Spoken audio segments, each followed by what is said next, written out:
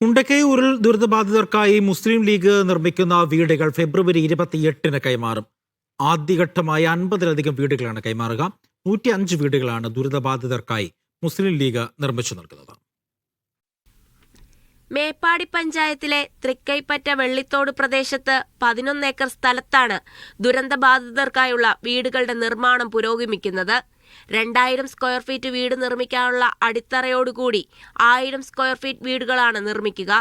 3 മുറികളും അടുക്കളയും മറ്റ് സൗകര്യങ്ങളും ഉൾക്കൊള്ളുന്ന രീതിയിലായിരിക്കും വീടിന്റെ ഘടന. ശുദ്ധജലവും വൈദ്യുതിയും വഴിയും ഉറപ്പാക്കിയാണ് വീടുകൾക്കായി സ്ഥലമേറ്റെടുത്തത്. ആദ്യഘട്ട വീടുകളുടെ താക്കോൽദാനം ഫെബ്രുവരി 28-ന് നടക്കുമെന്ന് പി കെ കുഞ്ഞാലിക്കുട്ടി പറഞ്ഞു. ഫെബ്രുവരി 28 ഞങ്ങള് അത് കൈമാറും. മാക്സിമം കുറയില്ല. നമ്മൾ തീരുമാനിച്ച് 50-ന്റെ മുകളിലുള്ള വീടുകൾ ഞങ്ങൾ ഫെബ്രുവരി 28-ന് കൈമാറും. സാദിഖ് അലി ശിഹാബ് തങ്ങൾ അതിന് ഡേറ്റ് കൊടുത്തു കഴിഞ്ഞു. ഉരുൾ ദുരന്തബാധിതർക്കായി 105 വീടുകളുടെ നിർമ്മാണ പ്രവർത്തനങ്ങൾ കഴിഞ്ഞ വർഷം സെപ്റ്റംബർ 1-നാണ് ആരംഭിച്ചത്.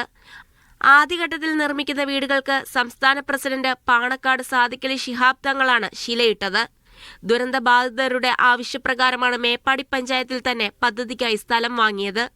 ഏറെ നിയമ പോരാട്ടങ്ങൾക്കൊടുവിലാണ് നിർമ്മാണ പ്രവർത്തനങ്ങൾ ആരംഭിച്ചതെങ്കിലും നിർമ്മാണ പ്രവർത്തനങ്ങൾ അതിവേഗത്തിലാണ് പുരോഗമിക്കുന്നത്.